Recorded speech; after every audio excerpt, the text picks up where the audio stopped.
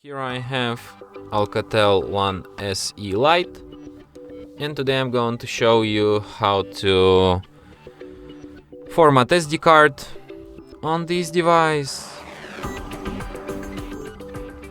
So firstly you should open settings, then you should go to some kind of storage section like this one, then you go to SD card,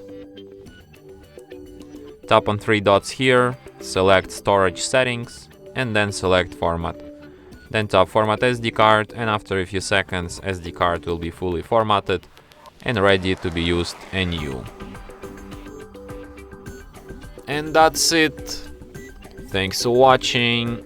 If you find this tutorial useful, don't forget to hit that like button and subscribe to our channel.